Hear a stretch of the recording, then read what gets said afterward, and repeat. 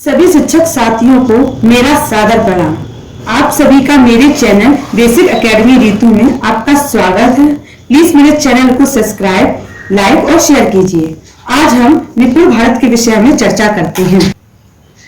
निपुण भारत लक्ष्य भारत सरकार देश में शिक्षा के स्तर को बढ़ाने के लिए और बच्चों की बुनियादी शिक्षा को बेहतर बनाने के लिए समय समय पर कई प्रकार की सरकारी योजना लेकर आ रही है। आज हम सब भारत सरकार की एक नई सरकारी योजना की जानकारी लेंगे जिसका नाम है निपुण भारत मिशन। निपुण भारत की शुरुआत कब हुई? तो मेरा एक पहला प्रश्न है। तो निपुण भारत की शुरुआत 5 जुलाई 2021 से हुई है। मेरा दूसरा प्रश्न, निपुण भारत की फुल फॉर्म क्या है? तो निपुण भारत की फुल फॉर्म है national initiative for proficiency in reading with understanding and numeracy. निपुण भारत को हिंदी में क्या कहते हैं? तो निपुण भारत को हिंदी में आधारभूत साक्षरता और गणना में कुशलता के लिए राष्ट्रीय पहल। मेरा अगला प्रश्न है, निपुण भारत की शुरुआत क्यों की गई?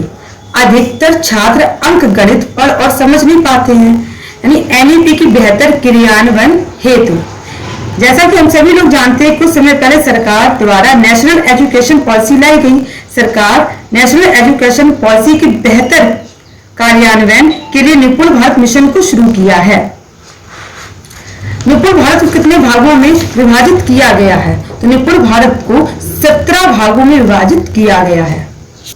निपुण भारत के कितने स्तर हैं? तो निपुण भारत के 5 स्तर है। पहला स्तर है राष्ट्रीय स्तर, दूसरा राज्य स्तरीय, तीसरा जिला स्तर और चौथा ब्लॉक स्तर और पांचवा स्कूल स्तर। मेरा अगला प्रश्न है, निपुण भारत मिशन में कितने साल तक के बच्चों को शामिल किया गया है? तो निपुण भारत मिशन के अंतर्गत 3 से 9 वर्ष तक बाल वाटिका यानी कक्षा 1 से 3 तक के बच्चों को शामिल किया गया है। मेरा अगला प्रश्न है, निपुण भारत मिशन लक्ष्य प्राप्त करने की समय सीमा क्या है? तो निपुण भारत मिशन लक्ष्य की समय सीमा है केंद्रीय स्तर पर है 2026 से 27 और उत्तर प्रदेश स्तरीय है यानी राजकीय स्तर पर है 2025 से 26। मेरा अगला प्रश्न है, निपुण भारत मिशन में किन किन कौशलों की बात की गई है?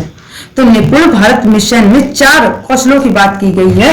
पहला समझ के साथ पढ़ना, दूसरा लिखना, तीसरा शैक्षिक गणना, चौथा जीवन में बुनियादी कौशल। मेरा अगला प्रश्न है, बुनियादी साक्षरता यानी आधारभूत साक्षरता क्या है? मेरा उत्तर है, इसके माध्यम से छात्र पढ़ने, लिखने, बोलने और व्याख्या करने में सक्षम हो, यानी मेरा छात्र जो पढ़ रहा है वो लिख भी पाए अच्छे से और उसके समझ भी पाए और उसको विस्तार पूर्वक उस पर बता भी पाए। मेरा अगला प्रश्न है, बुनियादी संख्यात्मक मूलभूत क्या है? तो संख्यात्मक विधियों और विश्लेषण का उपयोग करके दिन प्रतिदिन की समस्याओं को हल करने की क्षमता ही बुनियादी संख्यात्मक है हमारा।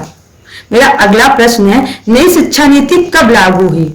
तो नई शिक्षा नीति 29 जुलाई 2020 को ही लागू हो गई थी जो अभी। अब मेरा अगला प्रश्न है, नई शिक्षा नीति की संरचना क्या है? तो नई शिक्षा नीति की संरचना है 5+3+3+4 यानी यह बच्चों के संज्ञानात्मक विकासात्मक चरणों पर आधारित है। नई 5+3+3+4 स्कूल संरचना में 12 साल का स्कूल और 3 साल का प्री स्कूल यानी आंगनवाड़ी या बाल वाटिका शामिल होगा।